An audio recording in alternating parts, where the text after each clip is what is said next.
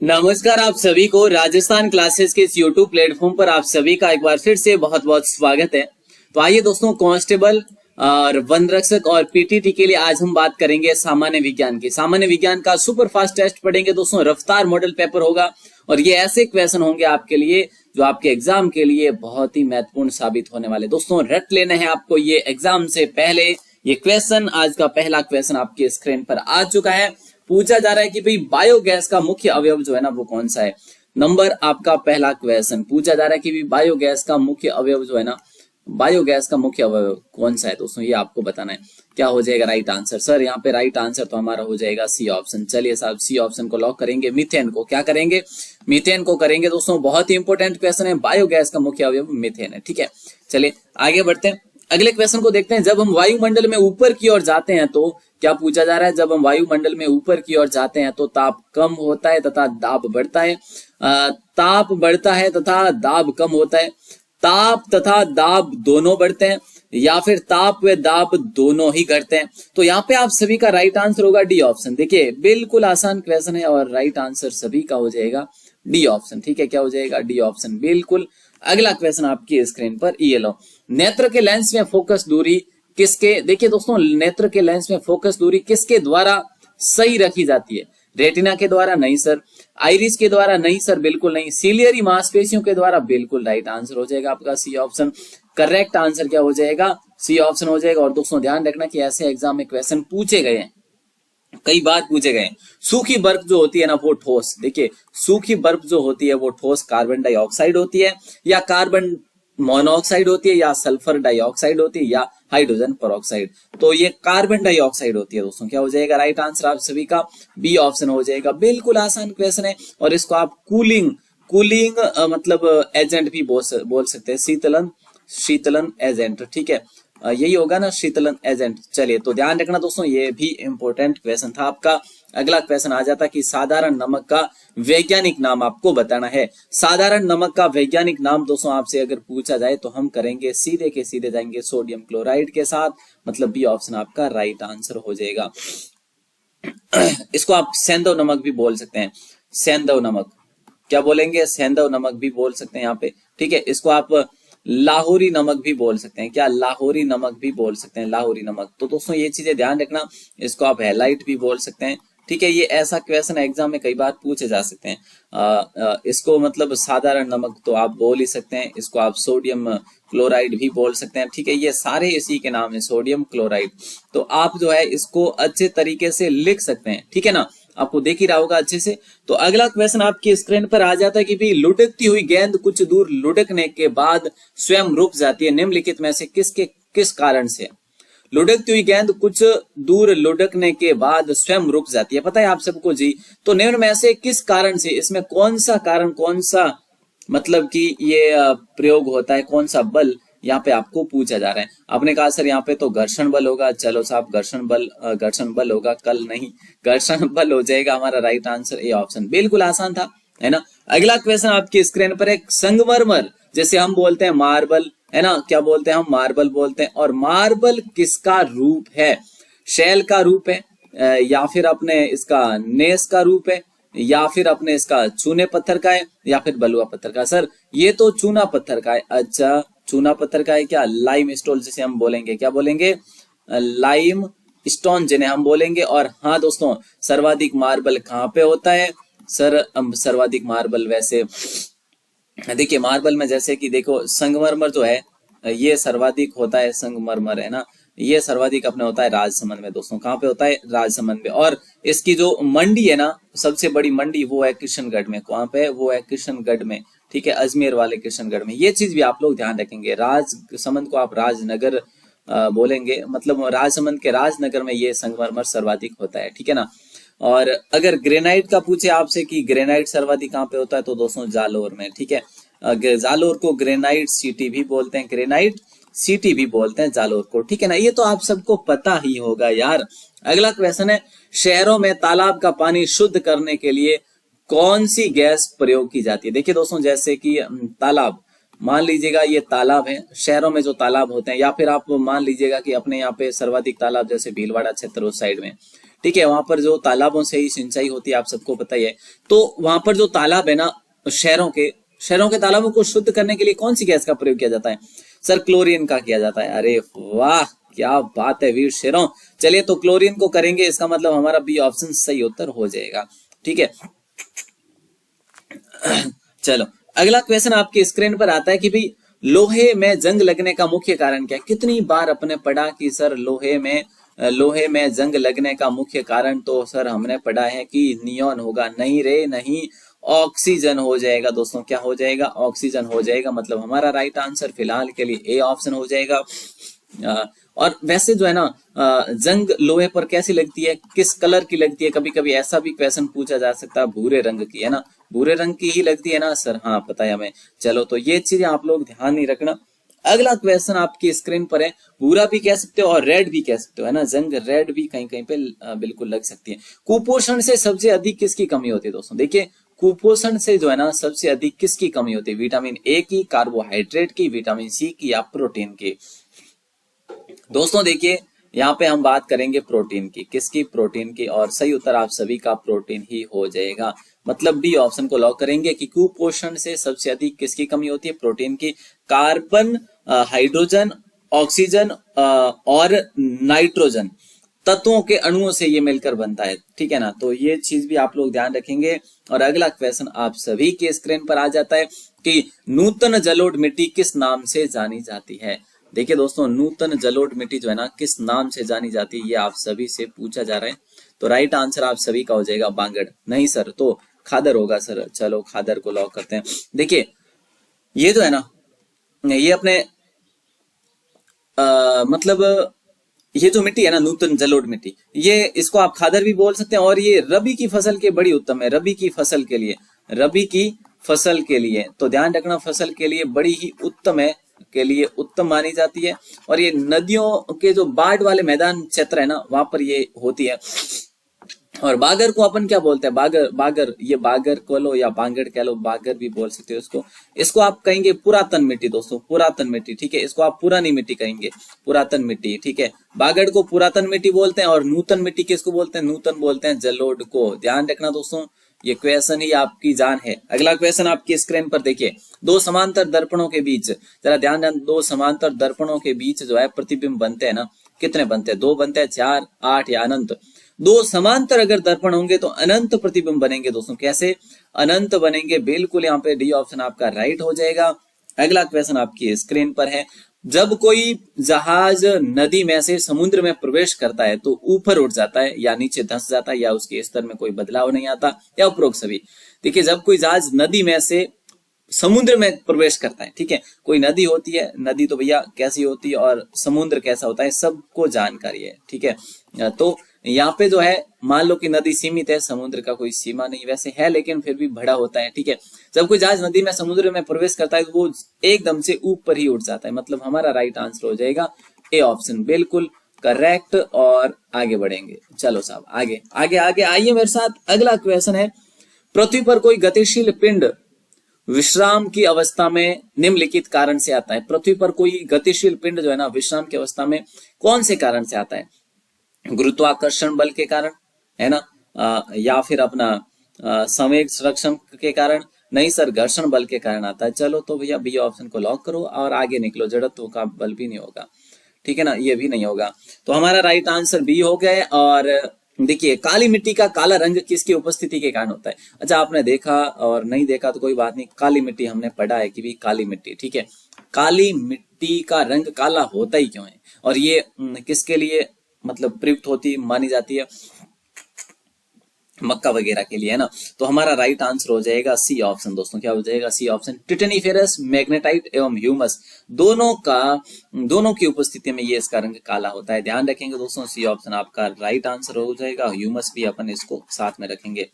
अगला क्वेश्चन आता है कि मात्रा के साथ, देखिए जरा ध्यान देना, मात्रा के साथ निम्नलिखित में से कौन सा भौतिक गुण प्रभावित नहीं होता? मात्रा के साथ कौन सा भौतिक गुण प्रभावित नहीं होता? तो ये हो जाएगा आपका घनत्व। क्या हो जाएगा? घनत्व हो जाएगा। मतलब डी ऑप्शन, बिल्कुल आसान था। अगला क्वेश्चन आता है कि भी किस मिट्टी में अधिक समय तक आर्द्रता बनाए रखने की क्षमता होती है? किस मिट्टी में अधिक समय तक आर्द्रता बनाए रखने की क्षमता होती है। तो लाल मिट्टी, काली मिट्टी, जलोढ़ मिट्टी या लेटेराइट मिट्टी। मैंने आपको अभी अभी बताया कि काली मिट्टी जो है ना ये बड़ी ही मतलब उत्तम होती है मक्का वगैरह के लिए। काली मिट्टी है ना, किसके लिए? मक्का वगैरह के लिए। ठीक है, तो ध्यान रखना दोस्तों, ये बहुत ही इंपॉर्टेंट क्वेश्चन है, वेरी वेरी इंपॉर्टेंट क्वेश्चन। अगला क्वेश्चन आप सभी की स्क्रीन पर आता है कि मैक नंबर किससे संबंधित है। कितना आसान सा क्वेश्चन है।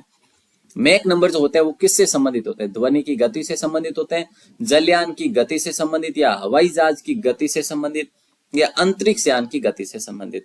तो देखिए यहाँ पे हवाई जहाज को ही आप लोग कर दीजिए लॉक, है ना।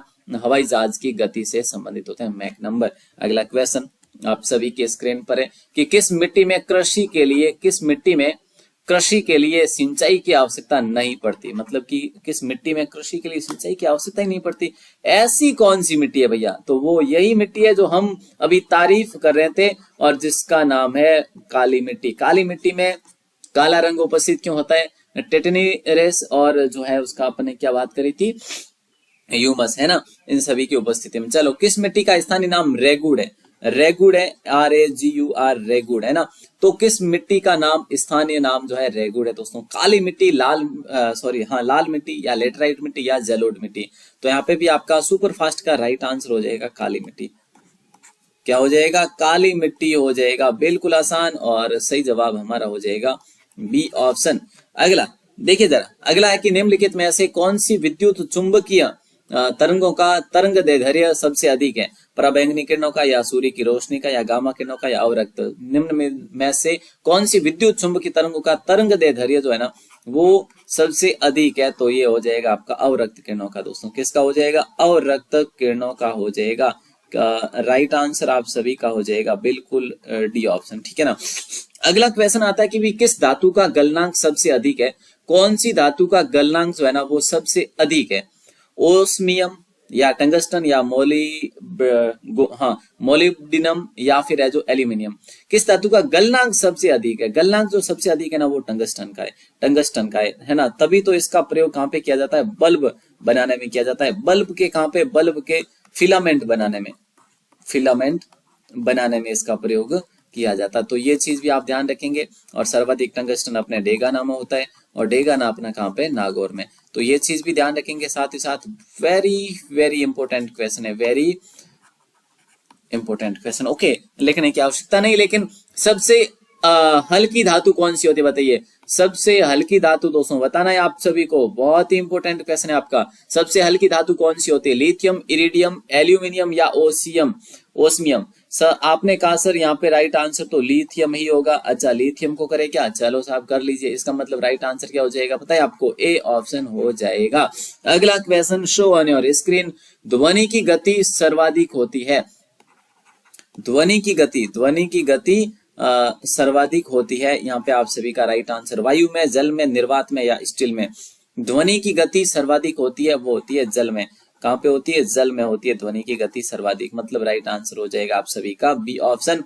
अगला क्वेश्चन आपकी स्क्रीन पर है। जब किसी धातु को गर्म किया जाता है तो उसका घनत्व जो है ना बढ़ता है या कोई अंतर नहीं होता, या कम हो जाता है, या उपरोक्त में से कोई नहीं। जब किसी धातु को, ध्यान देना जरा, जब किसी धातु को गर्म किया जाता है तो उसका घनत्व जो है ना बढ़ता है, कोई अंतर नहीं होता, या कम हो जाता है। तो दोस्तों उसका अंतर कम हो जाता है। क्या हो जाता है? उसका अंतर कम हो जाता है। ध्यान रखेंगे। अगला क्वेश्चन आपकी स्क्रीन पर है, सी ऑप्शन बिल्कुल। अगला क्वेश्चन आता है कि भी लाल रंग का गुलाब हरी रोशनी में कैसा दिखाई देता है?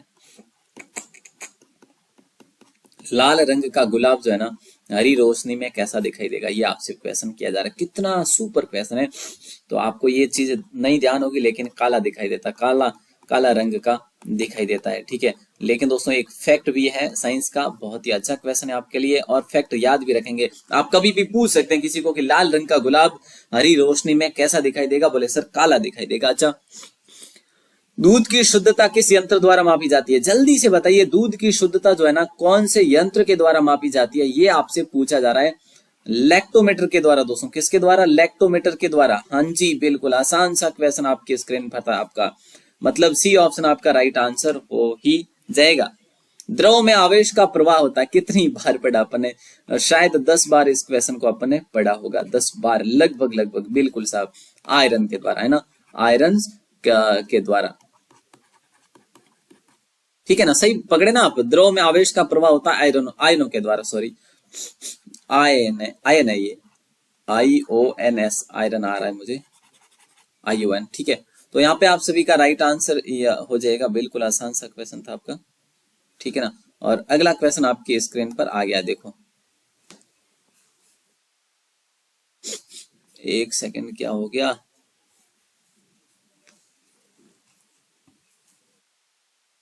हाँ, चलिए, क्या ये हो गया था ये यार। चलिए अगला क्वेश्चन आपकी स्क्रीन पर है, टेलीविजन का आविष्कार किसने किया। टेलीविजन का जो आविष्कार है ना, ये किसके द्वारा किया गया, ये आपसे क्वेश्चन किया जा रहा है, टेलीविजन का आविष्कार, बिल्कुल आसान क्वेश्चन है। और टेलीविजन का आविष्कार तो बेयर्ड ने ही किया था दोस्तों, किसने किया था, बेयर्ड ने किया था। जेम्स वॉट ने किसका आविष्कार किया था सर, भाप के इंजन का, भाप के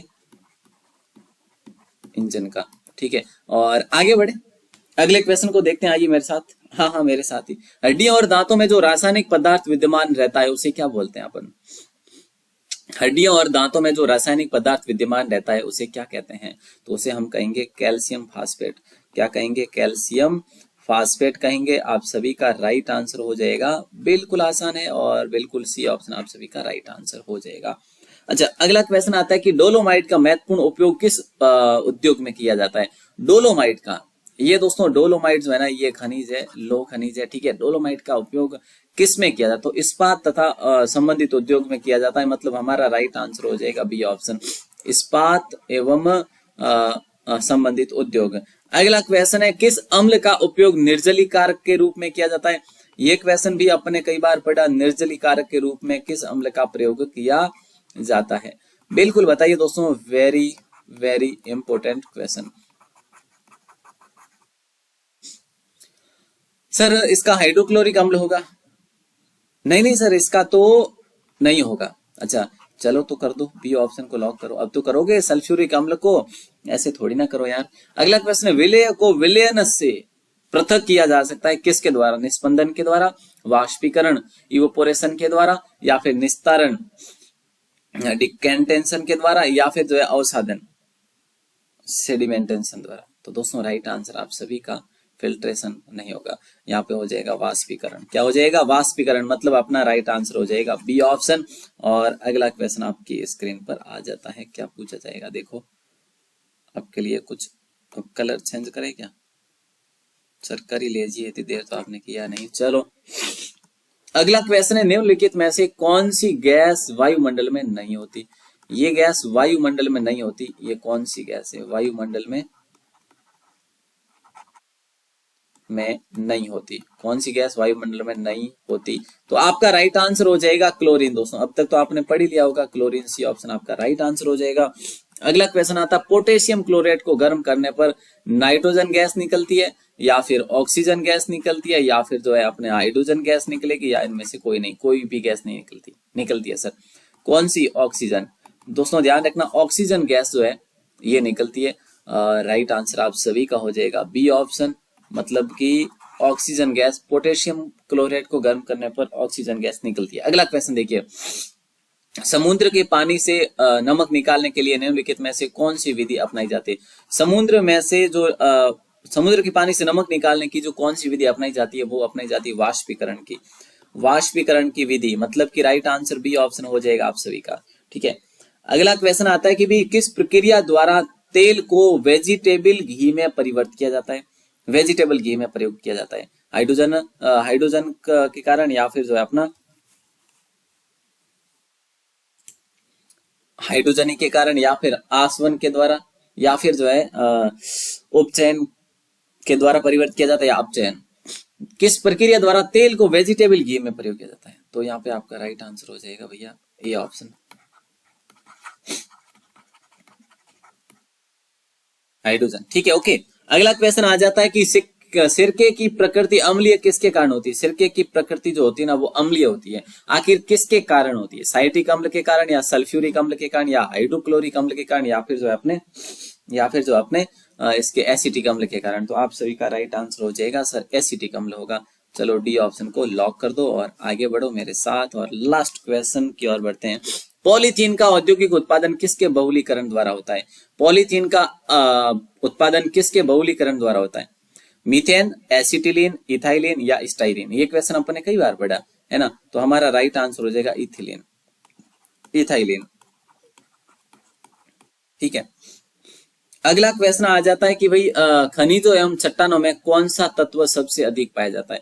खनिजों एवं चट्टानों में कौन सा तत्व अधिक पाया जाता है? खनिजों एवं चट्टानों में कौन सा तत्व अधिक पाया जाता है? ये क्वेश्चन आंसर जो है ना इसका आपको देना होगा। कहां पे देना है? कमेंट सेक्शन में। कहां पे देना है? कमेंट सेक्शन में। उम्मीद करूंगा आपको आज की क्लास अच्छी लगी होगी। आंसर देना है इसका कमेंट सेक्शन में दोस्तों, प्लीज आप सभी से रिक्वेस्ट रहेगी। उम्मीद ऐसी कर रहा हूं कि भाई आपको आज की क्लास अच्छी लगी होगी और कुछ बदलाव जरूर लगा होगा, है ना। धीरे धीरे आप सभी को पता चल ही जाएगा कि क्या हो रहा है। और आप सभी का दिल से बहुत बहुत शुक्रिया, अपना सहयोग और विश्वास बनाए रखिए। और आप पहली बार हो राजस्थान क्लासेस पर तो सब्सक्राइब करना ना भूलिए। और अगर आपको नहीं पता कि टेस्ट वगैरह होते हैं अपने, तो राजस्थान क्लासेस नाम से आप सर्च करेंगे कहाँ पर, वहां पे अपने क्या नाम है उसको गूगल पर, और वहां पे आपको लिखा आ जाएगा कि अपनी राजस्थान क्लासेस की वेबसाइट है, वहां पर आपके लिए टेस्ट होते रहते हैं। ठीक है ना, तो जरूर आप लोग टेस्ट को देवें और अपनी तैयारी को और बेहतर करें, अपनी तैयारी को और पंख देवें। तो चलिए दोस्तों, आप सभी का दिल से बहुत बहुत शुक्रिया, धन्यवाद।